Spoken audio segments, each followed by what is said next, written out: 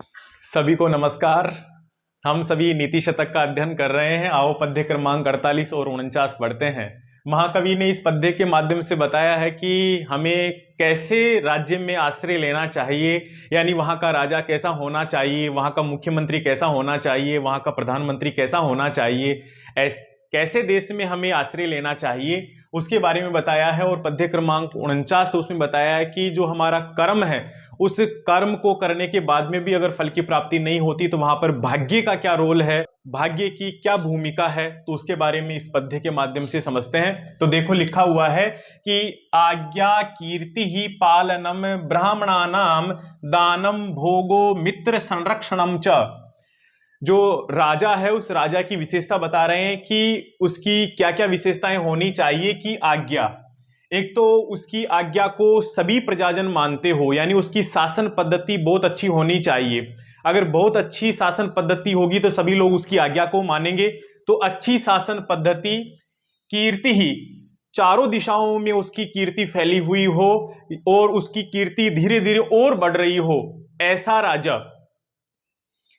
साथ में पालनम ब्राह्मणानाम, जो ब्राह्मण शब्द यहां पर आया है, तो जो पुरानी व्यवस्थाएं थी, ब्राह्मण क्षत्रिय वैश्य और शूद्र, उसमें जो ब्राह्मण व्यवस्था है, उस ब्राह्मण व्यवस्था का स्थान आज के शिक्षकों ने ले लिया है।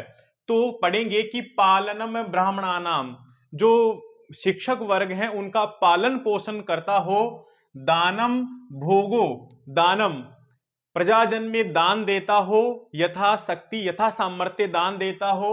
भोग है, जो उसका ऐश्वर्य है वो अपने ऐश्वर्य का उपभोग करता हो। मित्र संरक्षणम च, और मित्र संरक्षणम, अपने मित्रों की सहायता करता हो। 6 विशेषताएं हो गई। देखो, आज्ञा यानी शासन, कीर्ति यानी यश, जिसका यश बढ़ा हुआ है, जो शिक्षक वर्ग है उनका पालन पोषण करता हो, दान देने वाला, अपने ऐश्वर्य का भोग करने वाला और मित्रों की सहायता करने वाला। तो नीचे लिखा है येषाम एते षड गुणान प्रवृत्तः, येषाम एते है, जिन राजाओं में एते षड गुणानः, ये 6 गुण न प्रवृत्तः, जिसमें ये 6 गुण प्रवृत्त नहीं होते हैं, यानी ऐसा राजा जिसमें ये 6 गुण नहीं है। तो को अर्थस तेषाम पार्थिवोपाश्रयेण, पार्थिव उपाश्रयेण, यहां पर दीर्घ संधि हो रखी है पार्थिव और उपाश्रयेण में। तो इसका हिंदी अर्थ देखो कि तेषाम पार्थिव, जो राजा जिसमें ये 6 गुण नहीं है, उन राजाओं के, तेषाम पार्थिव है, उन राजाओं के उपाश्रयेण, उनके आश्रय में, अर्थ कह, क्या प्रयोजन है, उनके आश्रय में रहने से, उनके साथ रहने से क्या प्रयोजन है, अर्थात तो कोई प्रयोजन नहीं है। जिस राजा में ये 6 गुण नहीं है, ऐसे राजा के राज्य में नहीं रहना चाहिए, ऐसा महाकवि ने इस पद्य के माध्यम से बताया है। अगला पद्य इसमें लिखा है यद्धात्रा निज भालपट्ट लिखितम स्तोकम महत्वाधनम। जो धन है ना, वो धन चाहे थोड़ा या ज्यादा, जो यद्धात्रा, जो ब्रह्मा ने लिख दिया है, यद्धात्रा, जो विधाता ने लिख दिया है, वो कहां लिखा, निज भालपट्ट लिखितम, जो अपनी भाग्य की पट्टी है उस पर विधाता ने जो लिख दिया है। क्या लिख दिया, स्तोकम महत्वाधनम, थोड़ा या ज्यादा धन जो अपनी भाग्य की पट्टी पर लिख दिया है, उस धन को तत् प्राप्नोति मरुस्थले अपि नितराम, तत् प्राप्नोति, उस धन को वह प्राप्नोति यानी प्राप्त करता है, मरुस्थले अपि नितराम, नितराम यानी निश्चय ही, मरुस्थले अपि, मरुस्थल में भी उस धन को प्राप्त करता है। अगर किसी व्यक्ति के भाग्य में बहुत ज्यादा धन लिख दिया है तो वह व्यक्ति अगर मरुस्थल में भी है तो वहां मरुस्थल में सुविधाओं का अभाव है, अभावग्रस्त जो रेगिस्तानी इलाका है वही मरुस्थल है। तो महाकवि ने लिखा है कि मरुस्थल में भी वह व्यक्ति अपने कर्म करके, अपने सुकर्म करके वहां पर अपने धन को प्राप्त कर लेगा, जितना उसके भाग्य में लिखा हुआ है उस धन को प्राप्त कर लेगा।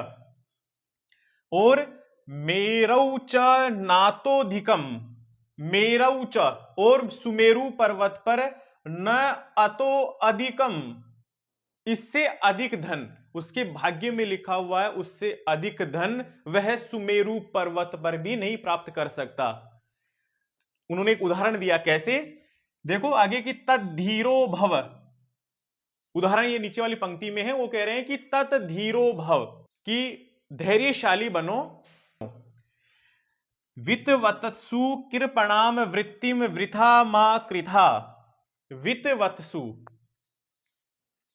जो धनिक लोग हैं उन धनिक लोगों में कृपणाम वृत्तिम वृथा, वृथा यानी बेकार ही, कृपणाम वृत्ति यानी दीनहीन वृत्ति यानी व्यवहार, जो धनिक लोग हैं उनके समक्ष दीनहीन व्यवहार मत करो, धन याचना के लिए दीनहीन व्यवहार मत करो, मां कृथा, मत करो।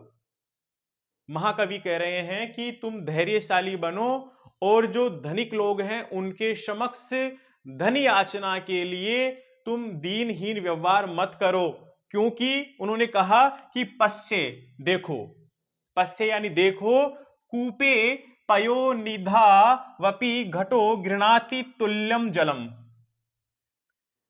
देखो कूपे यानी कुएं से, कुएं में, पयो निधौ अपि, यहां पर संधि विच्छेद कर लेंगे, अयादि संधि हो रखी है, पयो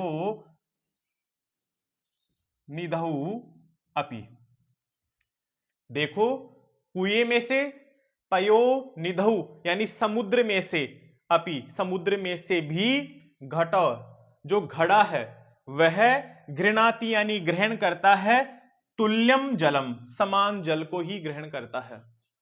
अगर मटके द्वारा कुएं में से पानी निकालेंगे तब भी वह मटका उतना ही पानी ग्रहण करेगा, अगर उस मटके से समुद्र में से भी अगर पानी निकालेंगे तब भी वह मटका उतना ही पानी ग्रहण करेगा जितनी उसकी क्षमता है।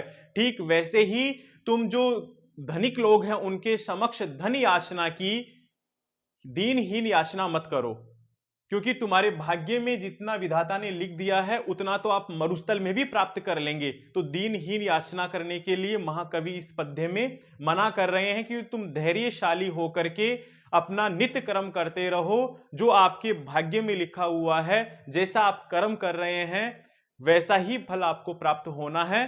तो आप जो धनिक लोग हैं उनके समक्ष दीनहीन याचना मत करो, व्यर्थ में ही ऐसी याचना मत करो और धैर्यशाली होकर के अपना नित्य कर्म करते रहो, ऐसा महाकवि ने इस पद्य के माध्यम से बताया है।